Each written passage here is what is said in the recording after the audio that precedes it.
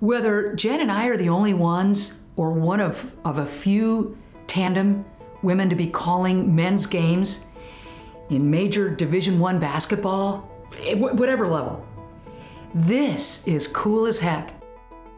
I've been doing this for almost 30 years and have hired and worked with announcers at St. Mary's College and Stanford University and the West Coast Conference with ESPN and every national network and every regional sports network. And I've worked with a lot of really, really good ones. To me, the hallmark is the person that's prepared. I want those announcers that want to be part of our family and tell the story of the university, the department, and most importantly, our student athletes. Good afternoon, everybody. I'm Schatz coming at you from the Child Center. Nowhere else I'd rather be. Proud member of the Portland Pilot broadcast team for both the men's and the women's basketball programs, and just delighted to have you here with us at the Child Center.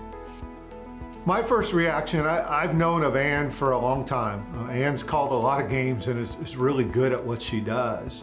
But when Jason Breaux and Jose Navarez approached me about Ann, my first reaction was, can we get Ann? I mean, Ann's got a lot of irons in the fire and is very good and has a lot of people calling. And once we heard she was willing, it was a really quick conversation to get her here in the Child Center. I think the first time I kind of thought about doing it is when I was at Santa Clara, because I had my own kind of radio broadcast show with, my SID, and I don't know, I just really enjoyed it. It seemed comfortable and fun, and everybody that I had worked with in those arenas just kind of clicked, and it was kind of natural, I guess. But I think kind of as I moved through coaching, when I started to think, okay, I think I'm ready to be retired from this, what would be next? I thought it was something that would keep me close to the game, keep me involved, and it just happened for me. Ann Schatz joined by my broadcast partner, good friend, that's Jennifer Mountain, former standout at Gonzaga, also a coach in the WCC as well. Well, first off, I'm just glad we don't have to play against Coach Mountain anymore. Jennifer was a heck of a coach, good X's and O's coach, both at Gonzaga with Kelly Graves and at Santa Clara. Jen knows her stuff, so I'm glad we don't have to play against her anymore. But she does what you want of an analyst. She's got her coaching hat on. What's Coach Meek gonna do next? What's Coach Leggins gonna do next? She feels like she's in the locker room, knows what happened at shoot around, knows what's in the scouting report, and is bringing that information to the viewer. On the shot clock, ball swinging around, Naduka finding a little seam. Great hands by T-Rob to keep it alive. Wood with the three. Oh, baby! Well, I got to tell you, Ann, that was all about posting up inside. When I transitioned into play-by-play, it's the best thing I've ever done professionally. I have never loved a job more than the job that I have right now. This is what makes my heart beat, is calling games, live events, college athletics, the energy, the spirit, the camaraderie, just the level of play. It's the coolest thing I've ever done. And to be with the Pilots and to be with the Pac-12, best gigs I've ever had. 17-point lead to the Pilots and lost in San Diego. They sure did. And not only the revenge game, but just keeping the momentum going. Ann's a pro. I mean, Ann is incredibly organized, and for us in our situation, you want somebody that's going to represent the university department, that gets to know the stories and gets to know the people. The Coach Leggins broadcast, for instance, she had done an incredible amount of homework, right? She was ready. She knew stuff about Shantae that I didn't know. And to have somebody that takes it that serious and is so well prepared, that's the person you want, sitting in that chair for 2 hours when the light's on.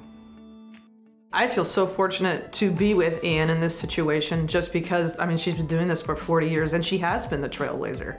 I feel like I've been handed an opportunity that most women don't get, and very fortunate and grateful for it. You look at today's society and what's happening, so many opportunities for women that we didn't have back when I was growing up. Back when I was growing up, you didn't hardly see women in any of those type of positions. And so now you look at it and it's happening in all different arenas. We're certainly not there yet, but it's a stepping stone for all women down the road, and for young girls, looking up to, I can do this. Well, You see it as a vice president. You see Doris Burke, you see Debbie Antonelli, Robin Roberts back in the day. There's just so many different opportunities that we didn't have back when I was growing up. I coached men's basketball or boys basketball. That was my first coaching job. So to me, the gender thing, I don't know, it's just like coaching. Yes, men play above the rim, women are a little bit more fundamental, but I just think it is a great tribute to what University of Portland stands for and what they're trying to do and the leadership behind it. I was probably one of the last people to know that they are the only female announcing duo in Division I men's basketball. It wasn't part of the decision. The decision was they're both very good announcers and they work very well together and they know the game and our audience respects them. That was the decision point. When I was told that, hey, that's great, but they're both really, really good at what they do and they should have more opportunities like this beyond Pilot basketball. You know, the relationship that I've been able to establish with the Pilots has been noteworthy. It's been heartwarming. It has filled my sails. And let's be honest, the men making the decisions above me to say, we'd like you to represent our university and our athletes means more than I can ever say. It's groundbreaking. It just doesn't happen. It's always the other way around. And the Pilots have not led with gender.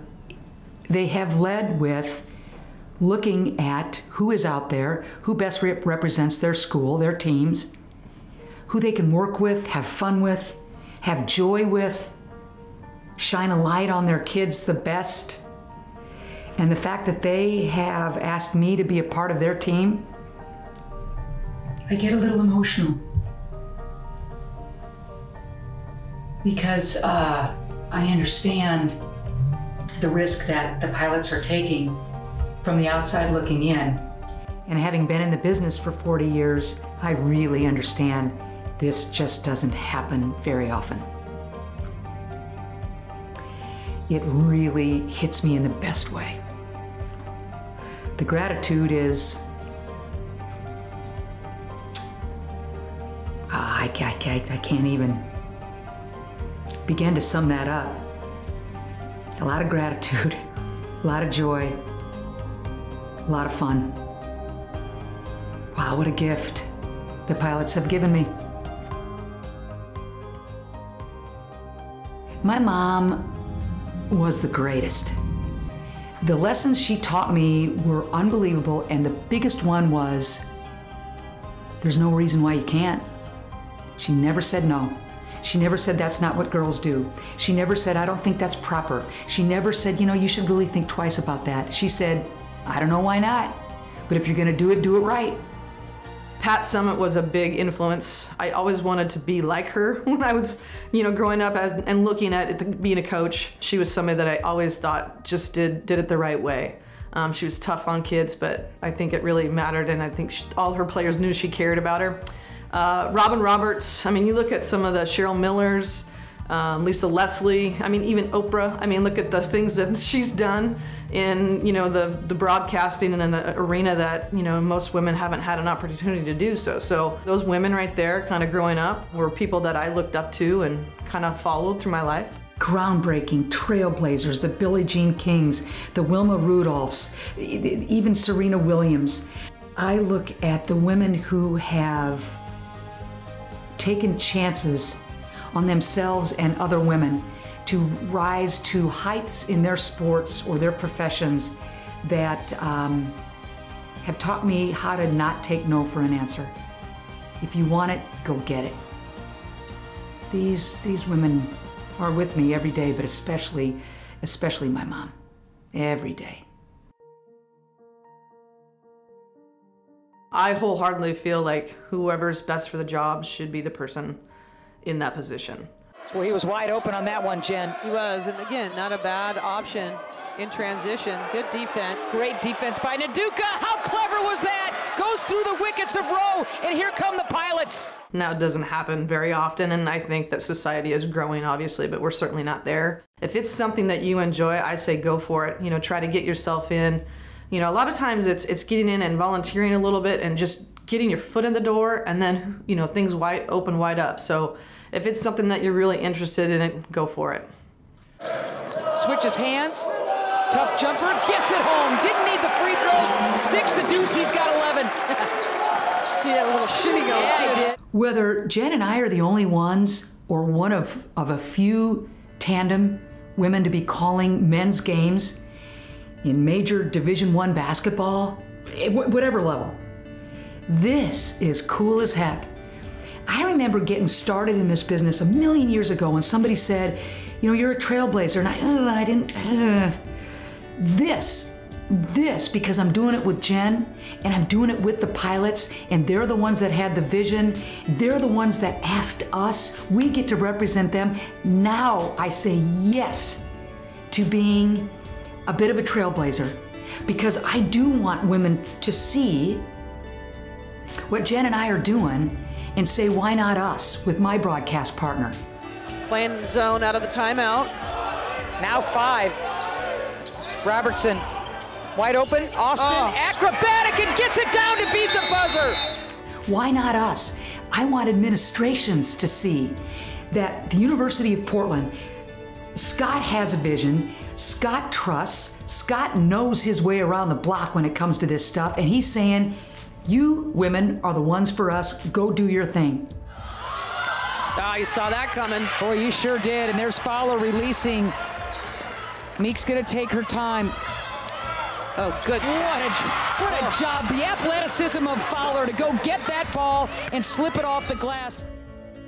You understand that thick skin is good, but it's also really important to feel when the slights and the barbs and the sarcasm and the belittling comes.